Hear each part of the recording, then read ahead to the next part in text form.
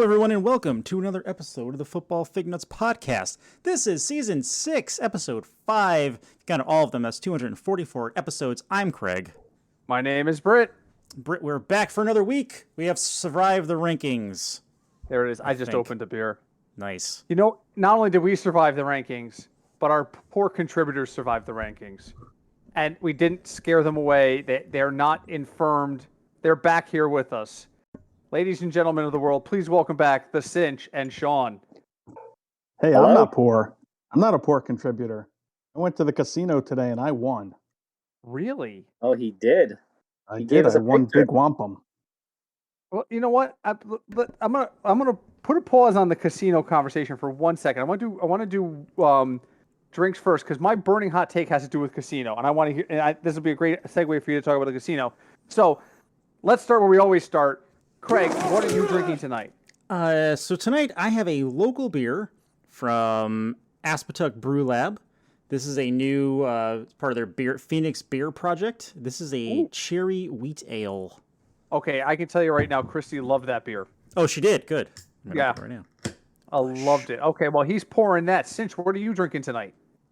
I have from Adirondack Brewery, Lake George IPA Wave 19.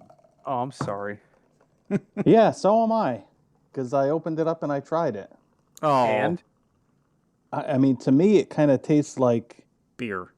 It tastes like Peel's beer, like metal. It's not good. Okay, Sad. so before we jump to Sean really quick, I gave Cinch a can of this beer because I didn't like it. And it wasn't that I gave him, I didn't give it to him because I didn't like it and I wanted to get rid of it. I gave it to him because I didn't like it and I needed to know it wasn't just me.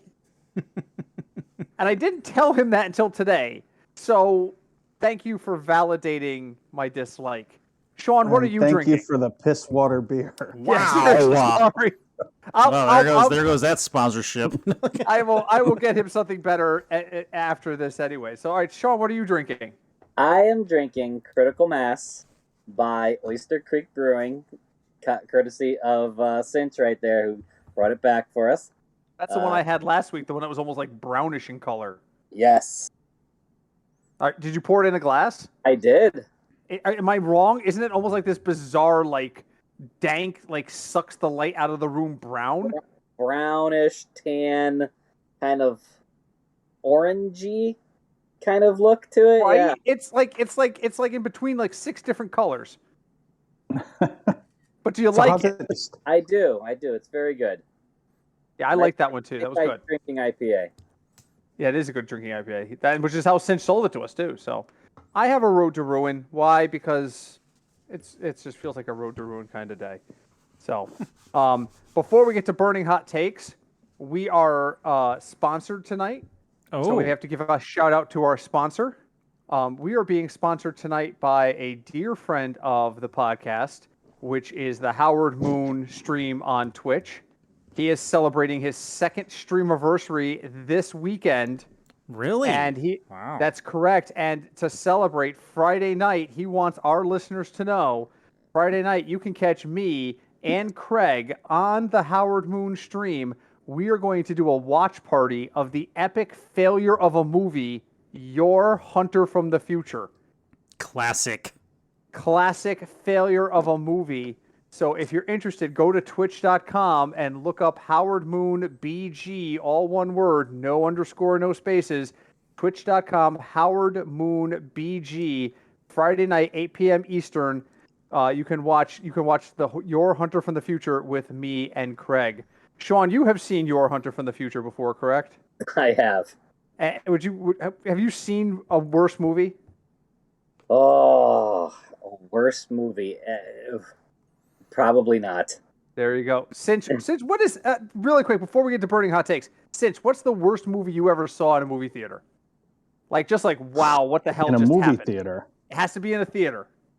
We never saw you. I got a good one if it wasn't a movie theater. All right, then I'll take that off the plate. I'll take that off the table. It doesn't have to be in a theater because we didn't see Your in the theater either. So what's the worst movie I've ever seen? There you go. The home movie of my first wedding. Wow. Ba-dum-bum. I've got one, the worst movie I've seen in a theater. Worse than Your? Well, I didn't see that in the theater. Okay, so what do you got? Lou Ferrigno, Hercules. Was that a Wow. Hercules movie? Yes, he Wow. has. Wow. Mine was It probably was real Barbed bad. Wire. Well, seeing as we're going, let's go around the horn then. Craig, worst movie you ever saw in a theater? Barbed Wire. Wow. Wow. For me, the first one that pops in my mind, I'm sure if I thought about it longer, this was just spontaneous. If I thought about this longer, I'm sure I would come up with something better. It would have to be the Warcraft movie. Which, See, Craig and I I went to see- enjoyed it because I knew it was going to be bad, so I went in there with low expectations. Craig just went in there to be entertained. If it had been dancing orcs for an hour and a half, he would have been fine. I went in there and if you haven't seen it, it opens like this huge dramatic fashion. Here comes the horde, and it just goes completely off the rails. It would be like if Star Wars started with the Death Star exploding. You're like, okay, so this is going to get better from here, right? That's a great open. No. All right. Burning hot takes, and I'm going first because I have another side topic I want to address. And because Cinch mentioned going to the casino today, and he sent us a picture at the casino, and I just thought to myself, I want to talk about casino gaming because I have not been to a casino in forever. So here's my question for the group. It's a two-part question. One, when you go to the casino, what is your favorite game to play?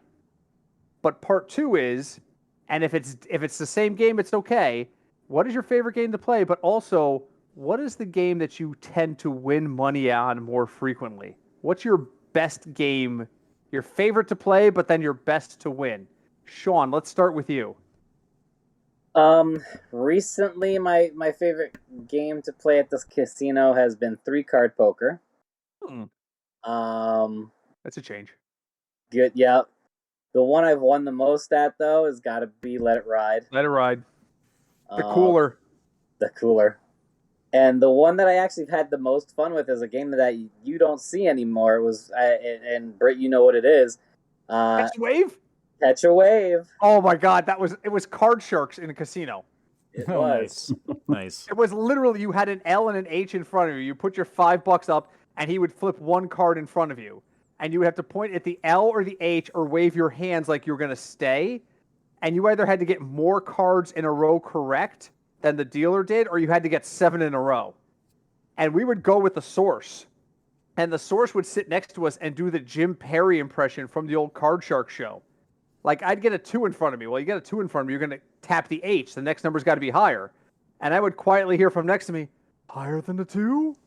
And I'd be like, Adam, everything's higher than a 2. It's inherently impossible for me to lose here. I can tie, and ties Well, would unless be... you had a 2, you would lose. Well, actually, in that game, you just pushed. You couldn't take any more. You pushed, and you couldn't take any more. That was it. Okay. If you got a pair, that was it. You were done. But it's inherently impossible for me to lose. So, anyway. But yeah, that was a good one. So tell me, favorite game to play, but also what game do you tend to win at more often than not? I like to play craps, but I'm not a gambler. So I don't go with hundreds of dollars. I like to play craps. Today I was at the casino. I did not play craps. Oh. I was with my daughter. We sat down at a couple of slot machines. My daughter won, cashed out. So I said, okay. And I sat down where she was. And then I won like 5 times, 6 times what she won. Wow. And I said, all right, let's get out of here. I'm sure she was very upset about that. She was still trying to text somebody to say, hey, I won. So here, I craps, have my biggest like pet peeve. Oh, hold on real quick. My biggest pet peeve with slot machines. I cannot stand when you sit down to a slot machine, you put your money in, you hit the spin button, and stuff happens. It spins, it stops, and you still have no idea what the hell just happened. Did I win? How do you win? I won. You have to bet on Today, every I line. won. Let me tell you real quick. I hit the spin button today, and the screen went from being a slot machine screen to like a TV. It was a Mad Max machine. And all of a sudden, it was like a TV, and it was like part of the movie, and the screen almost looked like it was moving. It was showing different scenes and the car driving.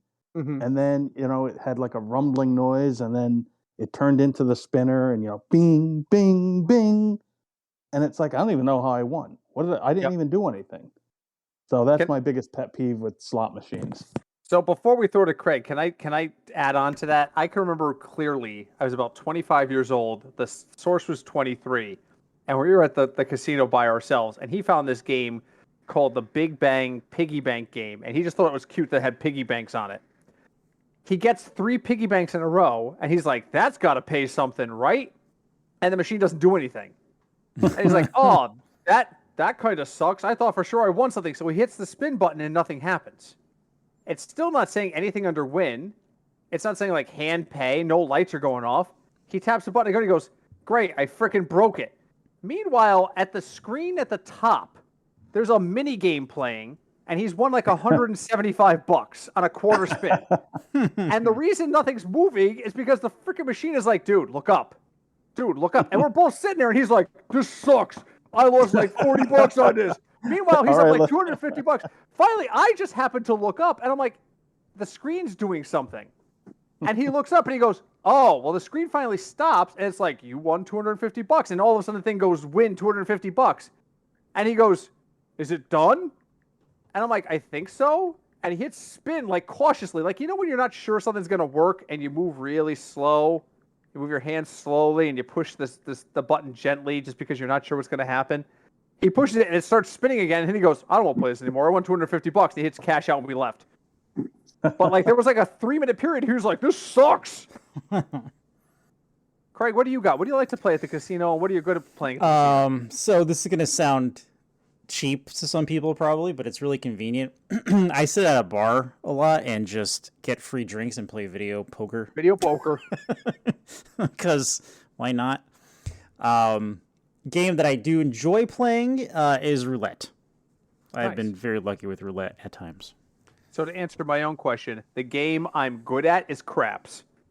And no, I'm not putting on the bet around the horn. Play it as any double, any trick. No, none of that. I don't do any of that. I play straight numbers. I play the bar.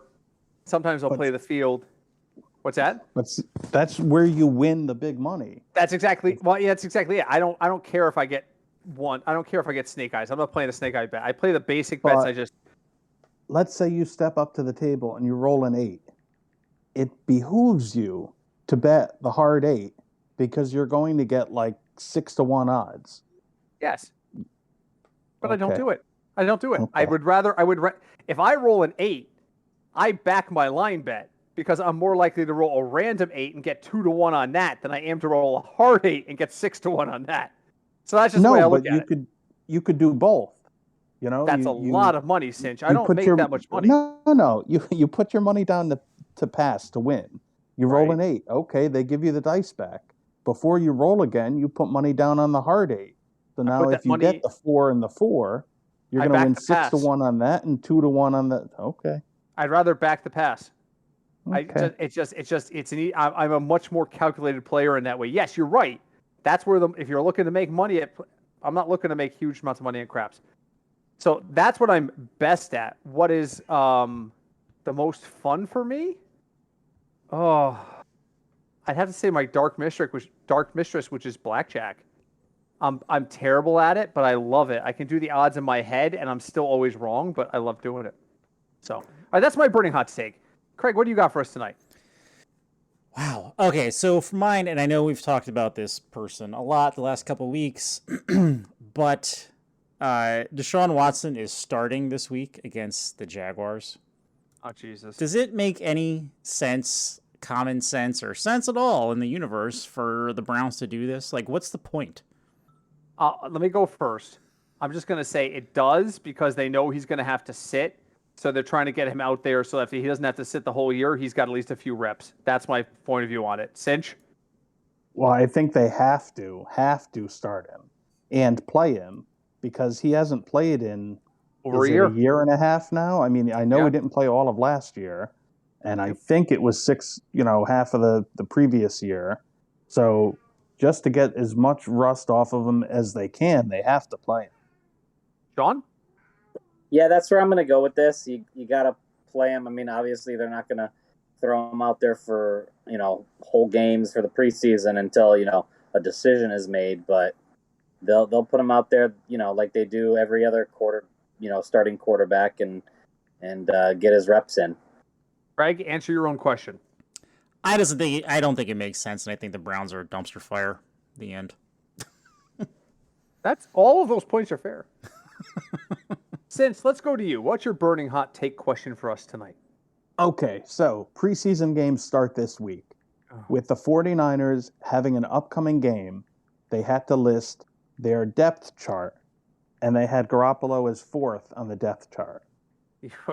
What are they doing? Obviously, they're going to trade the guy. Mm-hmm. But, I mean, do you want to get anything? Do you want to get a conditional 7th-round pick? They should list him as 1 or 2, and then say if they don't want to play him because they don't want him to get hurt or he's not ready to play yet, just, we're going to hold him out. It's the first game, whatever. You put him as 4th. You say there's no chance, any opportunity they get, they say there's no chance he's playing this year. They're not going to get anything for him. Who's the idiot running things there? Come on. So is the question why is Garoppolo 4th, or who is the idiot running things there? Well, I know who the idiot is. I guess my question is, what are they doing? Why would they do this? So I'll jump in first. Why is because they want to signal to the entire league that they are serious about moving him. You're right. It devalues him. But at this point, they've done everything but put him in the parking lot with a sign that says free. So I don't know how much more we can devalue him in general. I think this is their way of saying to him, to his agent, and to the league, we're done with you, and we are going to take the first offer. Send me a case of dill pickle Lay's potato chips, and you can have Jimmy Garoppolo at this point. So yeah, I really think they're just to the point where they're just like, you know what, we're done dealing with this. We are going to go bargain basement. And I think that's their move. And I think it's a bad move because I don't know about you, but I've known a lot of quarterbacks who have gotten hurt.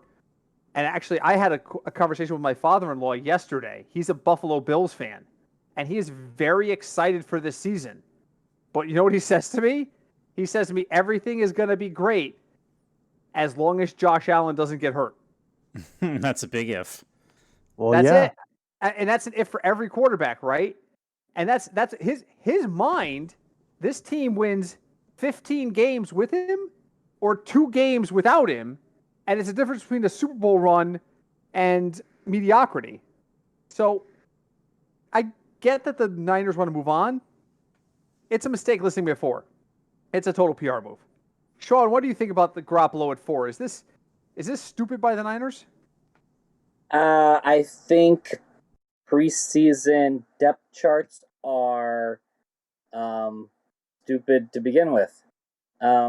They don't really reflect what's going on. They're just there. Yes, they're gonna trade him. They want to get rid of him.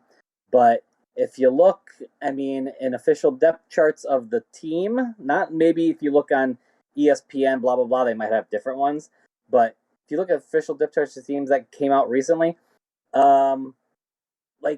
players that, especially the running backs. There's I think I'm pretty sure it was Tyler Algier, who's on the Atlanta Falcons, listed the 8th running back.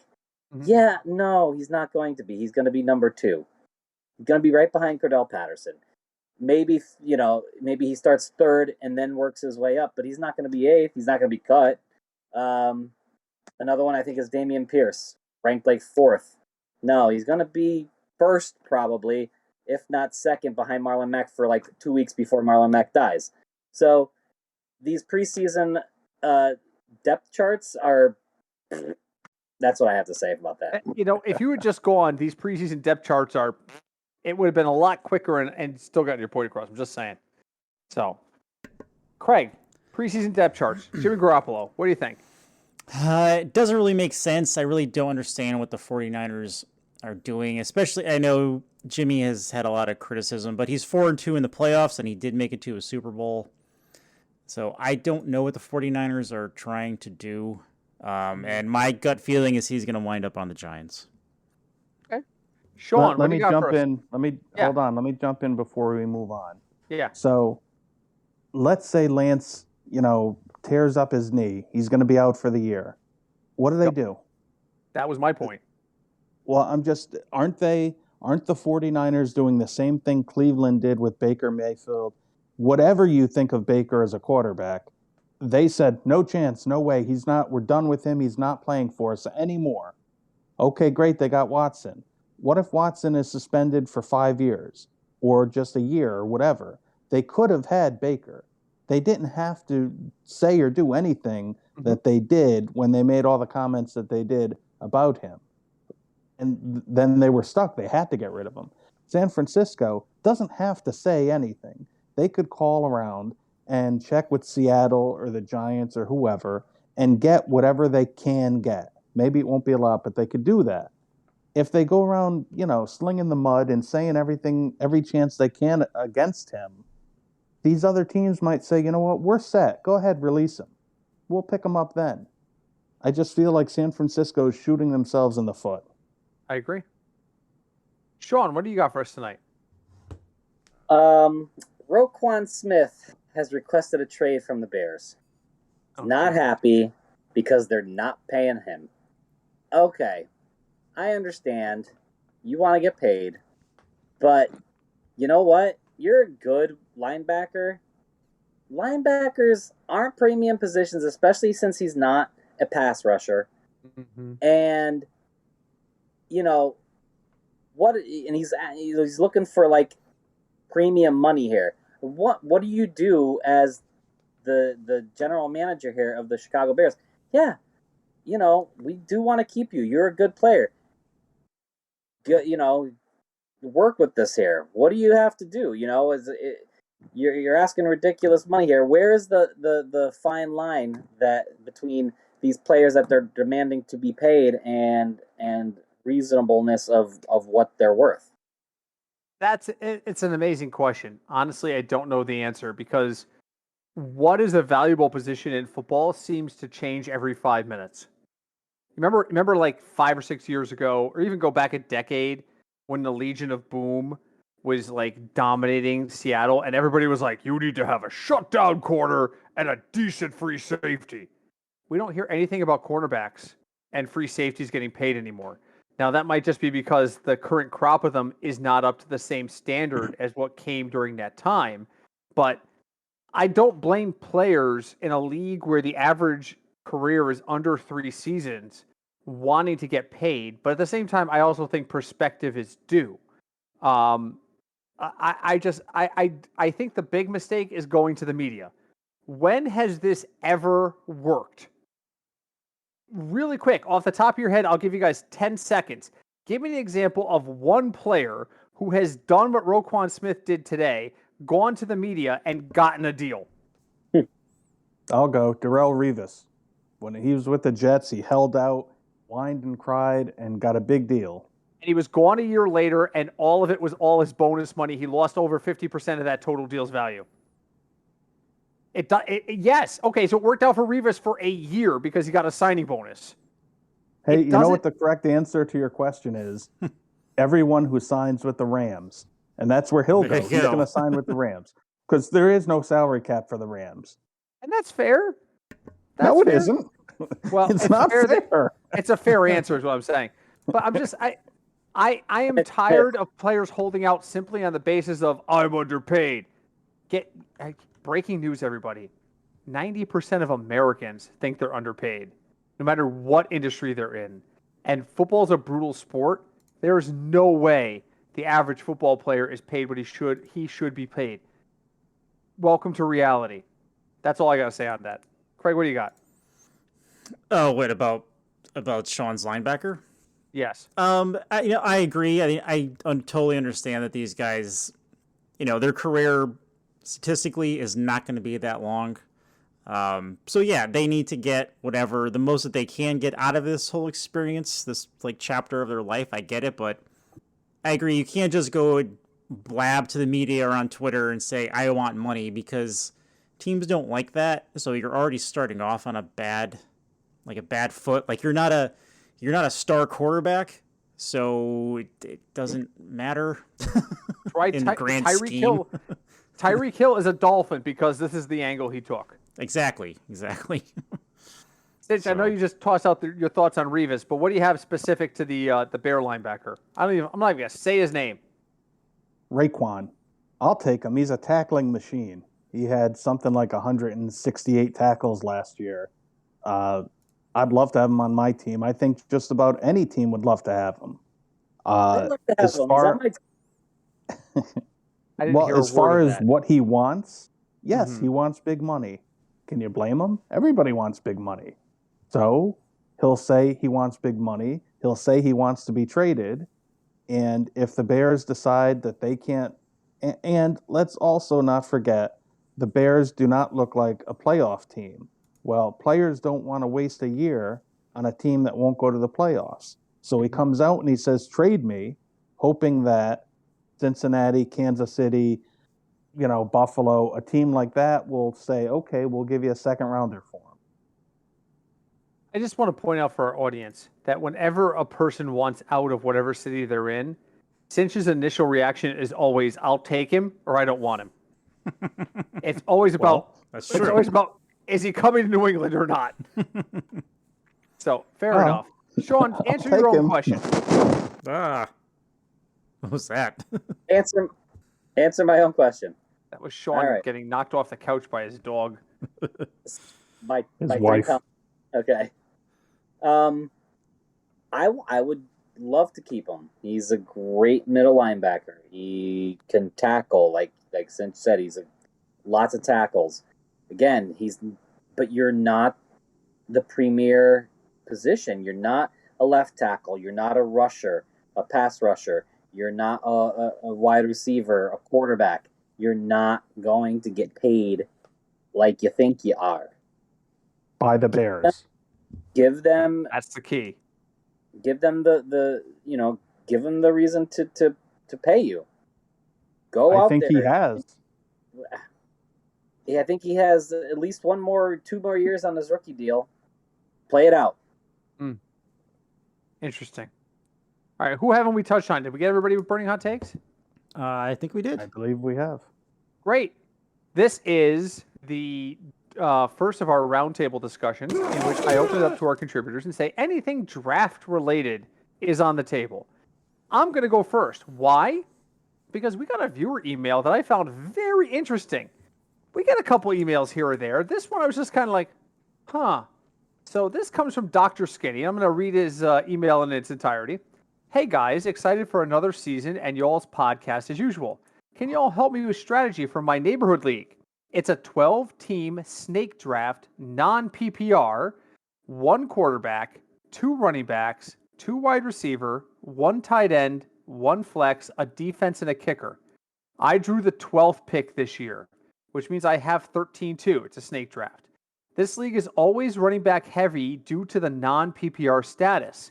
What should I be looking for at 12 and 13? And please don't say go best available.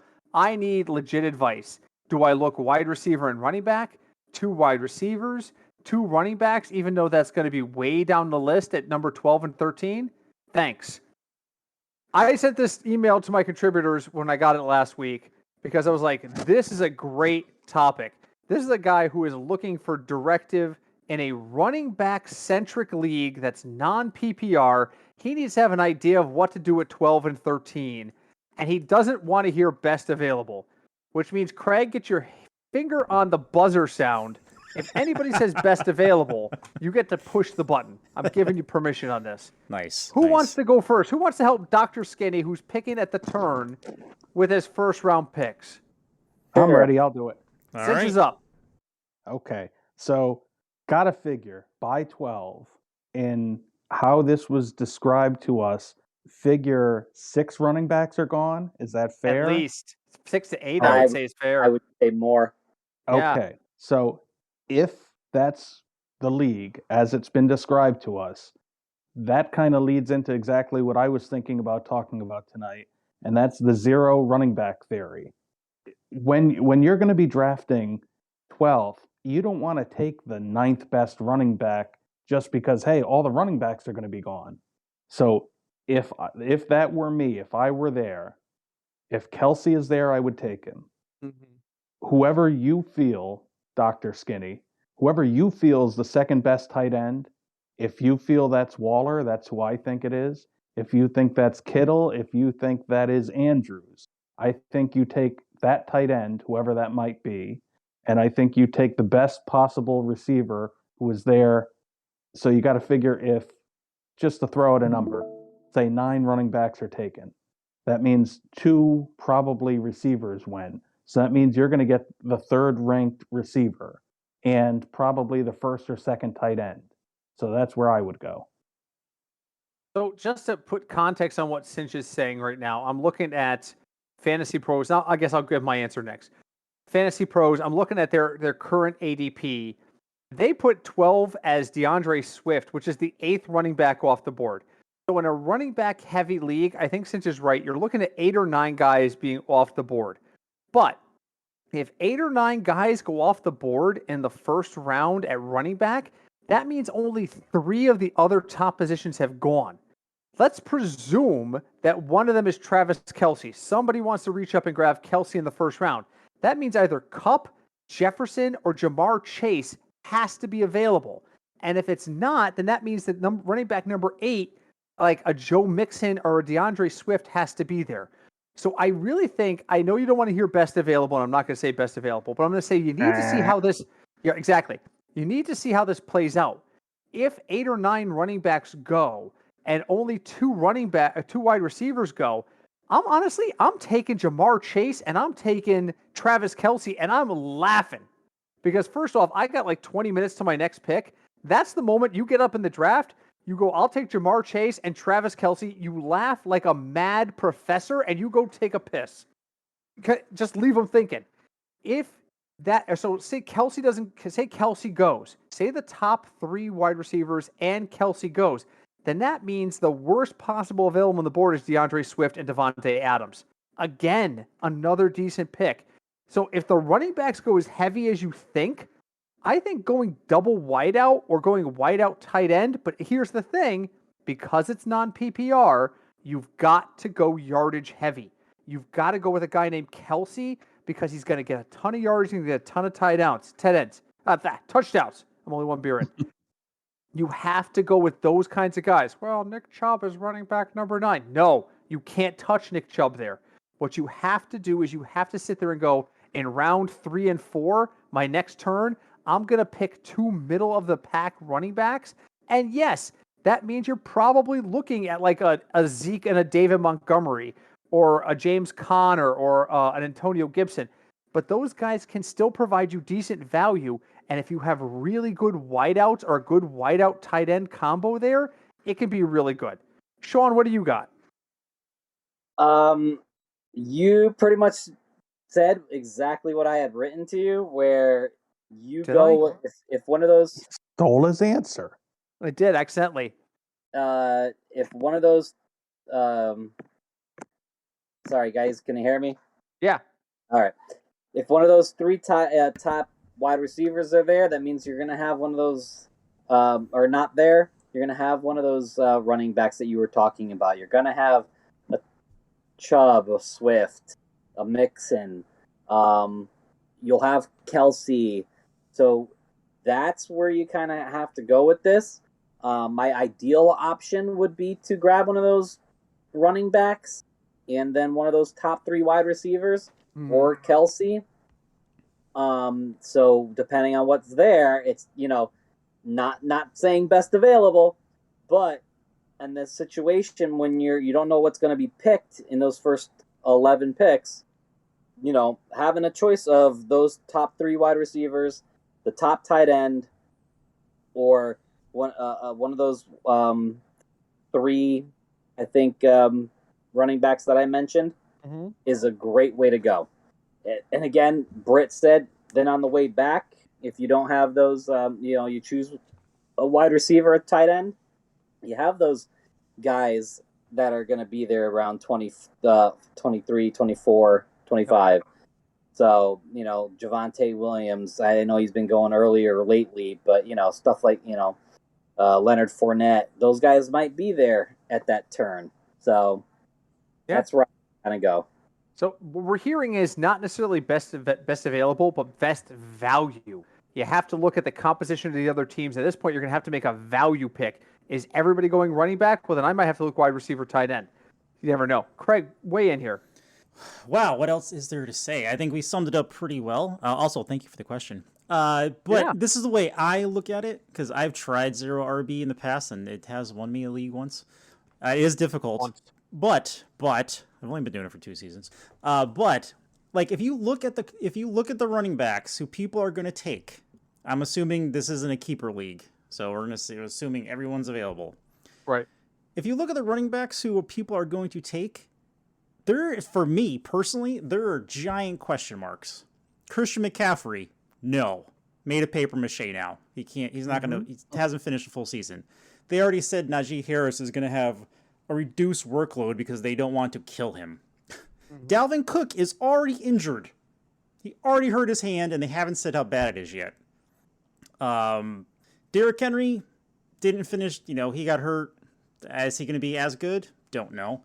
Then there's, let's say, I'm just looking at the list here, like Alvin Kamara, he is definitely on the tail end of his career, especially with his off-field stuff happening.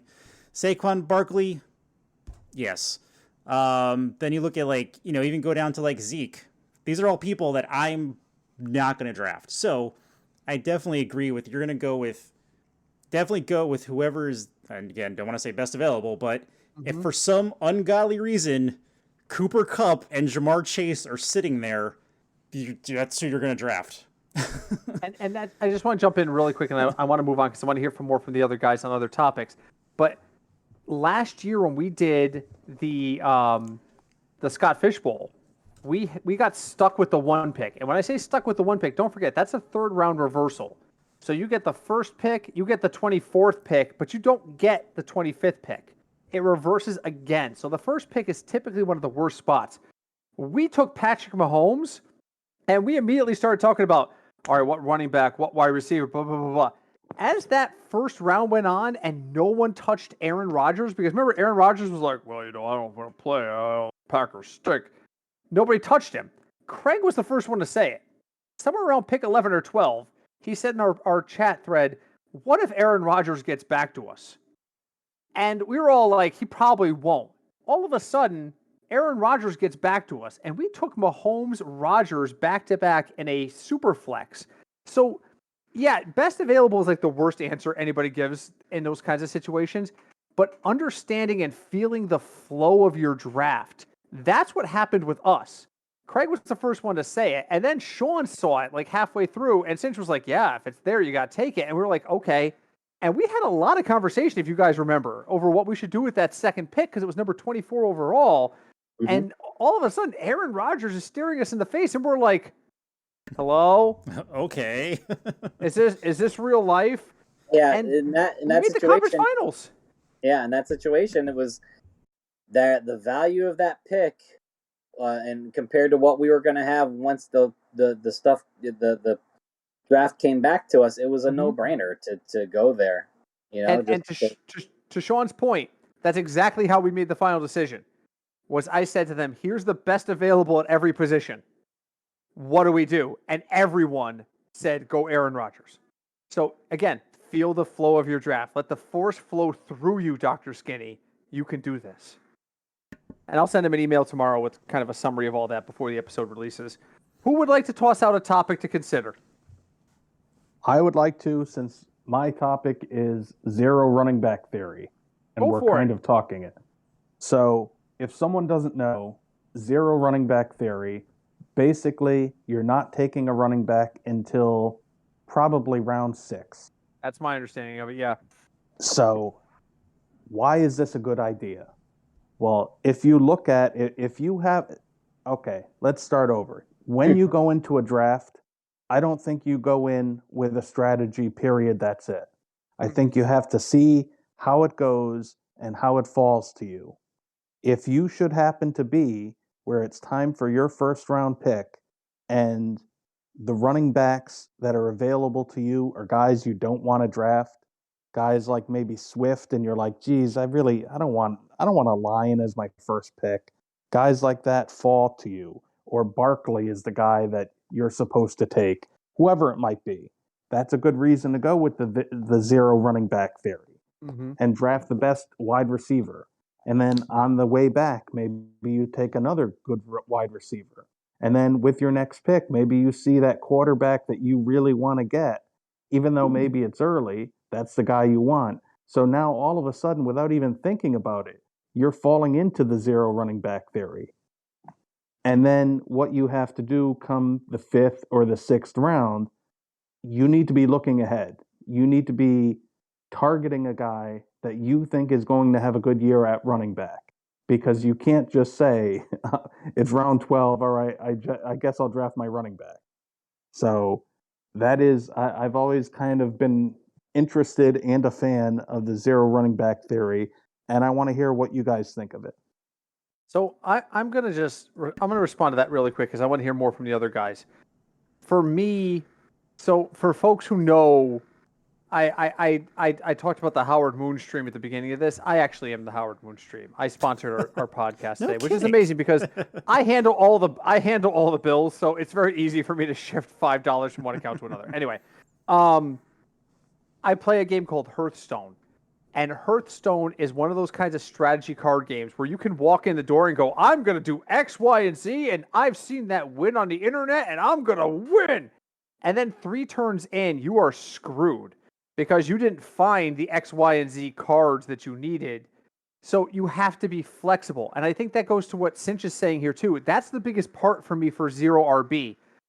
No one should walk into a draft saying I'm going 0 RB or I'm finishing 12th. You go in and you feel the flow of the draft, like we talked about with Dr. Skinny. And if the flow of the draft dictates 0 RB, then you do it. You do not draft DeAndre Swift while Jamar Chase is still on the board. The end.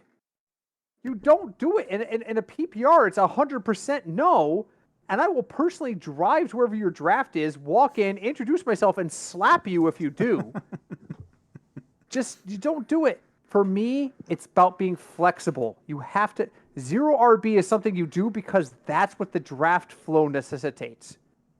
Craig, what do you think about 0 RB? I think it is a big change from traditional drafting, and it takes a little bit to wrap your brain around, because you can try it, and yeah, you'll draft, 2 top wide receivers or top wide receiver and tight end the first 2 rounds, and then all of a sudden, your brain, because of habit, is going to look down at your sheet and be like, all these running backs are gone, and then you're going to freak out, and then you're totally going to lose track of what you were trying to do. So yeah, you definitely have to kind of feel the draft, but 0 RB also needs a lot of patience, because you're looking at, in 0 RB, someone like Tony Pollard is very valuable. Yeah, to be running back. So, Sean, thoughts? It depends. Thanks, Sean. No, it depends on a lot of things. Believe it or not, 0 RB theory has been around for over a decade. And if multiple people are... The point of 0 RB was to be contrarian. Multiple people are doing it in your league. Guess what? You're not being contrarian anymore. So it's not going to work in that situation. Also know what your league's points and systems and rosters are. In a league that has only 2 starting wide receivers, in a league that only has 4 points for touchdowns for wide receivers, 0 RB might not work there. I got to interrupt you really quick because I have bingo. When you said contrarian, I had draft card bingo. I have a line going across the middle with contrarian, 0 RB, best available, the free space, and draft flow. So I have bingo. I have term bingo. All right. I'll give myself a prize. Go on. So you have to be careful with it. Yes, you, which goes back to see how the draft flow is. If you notice that everyone's going RB heavy, then obviously, guess what? If I go contrarian here with, hey, I'm picking up Jamar Chase and Justin Jefferson or Cooper Kupp in my first two picks because I'm at the end and everyone did running back, you're doing good there. Does it lead to zero RB? Maybe. Doesn't have to be. Don't force it. But I'm not the biggest fan of zero RB theories. But obviously it does work because people have done it. So I've never had success with zero RB. Hey, let me jump in for a second. My Go for problem it. with that is that you're banking on some kind of injury for somebody else, and I don't like that. That's a terrible place to Are be. you? I never thought of it that way. Pretty much, if you're picking Tony Pollard, you're pretty much hoping Zeke Elliott goes down. Okay, let's not use that as an example because Zeke's career in Dallas is going to be over after this year. So, And Zeke doesn't have to go down for Tony Pollard to get value because especially in Zeke has just been bad. PPR, especially in PPR. That was an example because of what it was an example, but there's definitely other situations where if you're picking another running back, you're kind of hoping that the other running back in that system goes down. Okay, Cinch wanted to jump in. What do you got first, Cinch? I just really enjoyed the way Sean said Cooper Kupp's name. Did anybody catch that? I did. Sean, do it No. again. Cooper Kupp? I don't know. The last time you said it, you said like Cooper Kupp. It was amusing. I enjoyed it. Thank you. No problem. Tomorrow when I proof this episode, I'm going to be listening for it. It's around the 45-minute mark. I'm going to have my hand against my headphones looking intent. So, okay. So thank you, Cinch. That zero RB is an excellent conversation. We have time for one more quick topic. Sean, do you have a topic for tonight? Well, I was going to talk more a strategy as well, where one of my theories is more of a not so much a zero RB, but get one of the top 10, 12 running backs, and then you can wait on the second running back. So a standard balance approach. No, it's not completely standard balance because you can wait a long time for that second RB and fill up your other roster spots with depth and value there. So But one RB theory. Kind of. Yes. All right. Punt So or punt RB2 theory, yeah. punt RB2. Yeah, I've heard that. Oh my God, I've got an L. I've got an L shape on my bingo card. Punt RB2 was that's L. I've got bingo. I only need like 4 for full card at this point. Oh my God, that's awesome. So just to kind of clarify for those who are listening. So this is where you take an RB and maybe a wide receiver, tight end, or quarterback early, and you punt that second right running back spot because so many leagues have it to later in the draft. How late are you looking when you say this? When you say punt RB2, I'm thinking like round 6, 7. You could go even 8, 9, I think. So let's put that to the group. If you're taking that number one top 10 running back and then going, couple like 3 wide receivers, top tier tight end, higher end quarterback. I mean, you're looking at least 7 there. So, Cinch, how do you feel about a draft build? And again, we understand this is all have to do with draft flow, but how do you feel about a draft build where one of your first 2 picks is running back, but then you wait 6 rounds to get the other guy? Well, it's funny. I wanna dominate. I don't want to win. I don't want to roll the dice. So if I get one of the top 3 or 4 running backs, if I can with my next pick, I want to take the best guy or the guy I like the most at running back that's there. So I could go with 2 of the best ones. Now, if I'm in position maybe like 7th or 8th drafting, and I get a running back, let's say Mixon. I get Joe Mixon. Mixon could be one of those guys that dominates, but it's more likely that he's a good, solid, very good running back. Mm-hmm. Someone like that, I could see the one running back approach where you let it go, you roll the dice, and maybe you pick up someone in round 8 or 9 or 7. Mm-hmm. So, I mean, if I get someone really good, I want to double up on it right away. If I get someone in the 7 to 10 range as my number one running back, it's easy to say, look, the next guy won't be as good as whatever receiver that I draft there. So yes, something like that. Yeah, I could see doing that, holding off for a while. Craig, your thoughts? I think it goes with our whole theme of our show this week is draft flow. So it can hold off, especially if you're, because here's the weird thing about drafts. Like, there's always going to be someone or two people that draft someone early just because they want them, and it's going to throw everyone off. Oh my God, who was it last year? Craig, Sean, and I were Clyde sitting in our... Edwards-Hilaire. No. That was like 2 years ago. That was when I threw a chair. That was me. That was when I threw a chair after Sean spent like 3 episodes going, Clyde Edwards-Hilaire in the first round is an absolute absurdity. It was like the 5th overall pick, and I literally threw a chair. I'm like, what is wrong with you? No, last year... Who was it last year? And I regretted it all season. Yes, you should have. That's karma. Last year, we were at the live draft, and Craig and I were talking about somebody. I'm having trouble. Was it Nick Chubb? Maybe. No, he was a keeper. Was he? Yeah. It was somebody far down the list. Maybe it was me with Javonte Williams. No, because Mario was the guy who took him. Mario was the guy in our league. By the way, hi, Mario. But we were looking at a guy, and we were like, this guy's going to drop. This guy's going to drop. This guy's going to drop. And we were like, 9th, maybe 10th round is when he's going to go. And then in the 7th round, while no one was looking, this Mario got up and took him.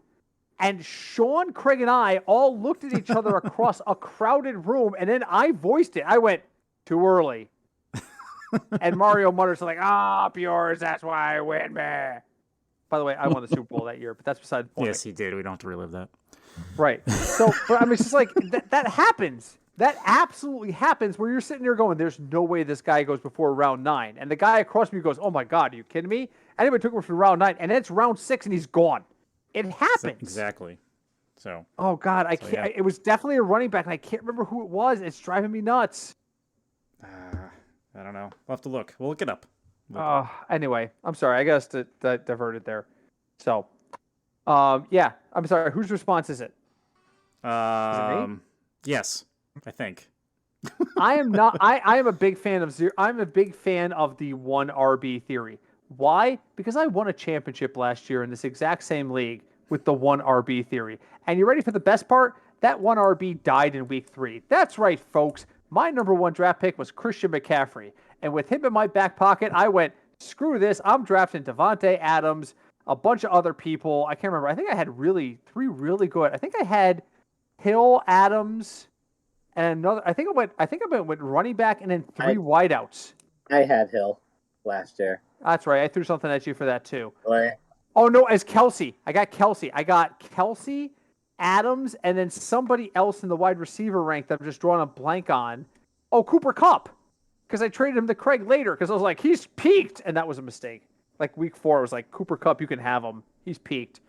But yes, I do believe I agree with Cinch. If you get the one guy you think is going to carry you, if you get Jonathan Taylor on your team and you feel comfortable pursuing other positions, particularly in the PPR, abso-freaking-lutely do it. Do it. Really quick, because I know we're short on time, but I just found our draft board, so I'll read you Britt's draft picks. Can I give you one thing before that? Yeah, okay. The caveat to that is we are a keeper league, so if he kept a very good running back in like the 12th, 13th round, you might have had a number 1 running back that wasn't counted in the first couple rounds because you kept them in the 12th. So let me throw water on that. Let me throw water on that right now. My keeper was DK Metcalf. Never mind then. I just want to spare you the embarrassment of giving us a really good explanation and then hearing that DK Metcalf was my keeper. All right, who did I pick? Okay, here we go. I'm just going down the list, and remember Metcalf was your. Yep. So McCaffrey, Devontae Adams, David Montgomery, Cooper Kupp. I did go running back too. Cooper Kupp, Kyler Murray, Chase Edmonds, I forgot about him. Michael Carter, the Jet. Oh, I thought he was going to be better. Deebo Samuel. He's good. Sonny Michel. That was a bad pick. Robert Tonyan. He's dead. Mecole Hardman. Also dead. Joe Burrow. Not dead. Then we got Metcalf as your keeper. Devontae Parker. Why? Chris Herndon. You had like 4 beers by this point. I was going to say, was I drunk? Chris Herndon. Then you went the Miami Dolphins, Jason Myers, Hunter Henry. Wait, whoa. Kirk I Cousins. took the defense? You did. Stop now. 4 beers. You're literally evaporating what little credibility I have. You could totally get away with holding off on running back number 2. I took 3 in the first 6 rounds, but you don't have to. Oh, man. Final thoughts. No more. Final thoughts. Final thoughts. Take pictures of your draft board. Cinch, final thoughts. Flexibility. That's the final thought. When you're drafting, you just got to go with it. And don't go in there saying, no matter what, I'm going to have this guy, because it won't work out. So just be flexible. The other thing is, don't outsmart yourself. Don't take 2 quarterbacks in the first 5 rounds and think, I'll trade this other guy, because everybody sees you doing that, and everyone says, I'm not giving him anything for that guy. Oh, I absolutely took Joe Burrow in that draft to trade him to Craig. That was part of the package for Cooper Kupp. I remember that was part of the package for Cooper Kupp. That's true. Sean, final thoughts. My final thoughts is prepare for your draft. Obviously, know what your scoring system is, what your rosters are, but plan. I know you have to be flexible, but do plan out, if you know where you're drafting, what you're going to be looking at in what rounds based on ADP. Obviously, don't draft by just ADP, because that's wrong. Just because the guy is there doesn't mean that he's the guy that you should take. Make your own list. Use ADP to see, hey, this guy's going further down than what I have this guy ranked, so I can maybe wait another round for this guy. Things like that. Don't draft just off of ADP, but definitely plan out your draft. Be flexible, though, and have fun with it. Before Craig gives his final thought, I just want to point out I am literally 1 spot away from full card bingo, because in the last 5 minutes we've had Dominate, Keeper League, and ADP. I only have 1 spot on my bingo card, Craig. Go for it. Try to not give me bingo here. Well, first, hi, Deb, if she still listens to this. So. Yeah, I mean, you know what? Again, we say this every year, and it sounds redundant, I know, but just let the draft come to you. Don't like Sean said, don't overthink it. Just kind of let it happen, and then, like I said before, take a picture of your draft board when you're done, just in case. Okay. Didn't get my bingo card. My bingo card was, my last spot was hard. It was super flex with a kicker. So super flex kicker. So that's okay. That's fine. That's a little known thing. So for me, my final thought is just, you heard my draft board from last year, right? That draft board won a championship. The draft is not the end all be all of your season. Trades and waiver wires dictate champions. Listen to me very carefully when I say this. My very first championship, about 10, 15 years ago, because we've been doing this forever, my first championship, I picked up Tom Brady off of waivers the week before the Super Bowl and started him to win my championship. It happens. The draft is important. It sets the tone for your team, but it does not define your team. Prepare for the draft. Enjoy the draft, like Sean said, but do not think that once the draft is over, you've just won a championship, because the only time that happens is what we call best ball. Yeah. There's your bingo. What's that? There's your full card bingo. Best ball. No, best ball wasn't my last spot. So I'll give you one other thing with that last waiver wire thing. I won a championship one year when I had to pick up Mark Sanchez as my starting QB for the championship week. Oh, okay. Because someone invoked Mark Sanchez, which I think would have given somebody bingo, but it didn't apparently. I want to thank everybody for joining us tonight. I want to say one of the ways you can avoid being a butt fumble in life is by leaving us a review. Wherever you go and find this podcast, leave us a review. It's a huge help. Dr. Skinny, you know why his question got read on air today? Because he left us a review on Apple. I know that for a fact. I thought it was because we have a friend who, Sean and I know, whose nickname is Skinny Larry. So when I saw Dr. Skinny, I thought that was him. Oh. And it's not. It's a different dude. Nice. So that's fantastic. So leave us a review. If you listen to us anywhere, whatever podcast directory you find us on, leave us a review. Also, reach out to us. If you leave us a review, we're more likely to read your question on air. And you can submit your question through Twitter by writing to us at FignutsDFS on Twitter, or by writing to the Fignuts by writing to FignutsDFS@gmail.com, or you can even leave us a message on the Football Fignuts podcast page on Facebook. Again, I want to thank everybody for joining us. Guys, listen, this is week 5 of our draft preview.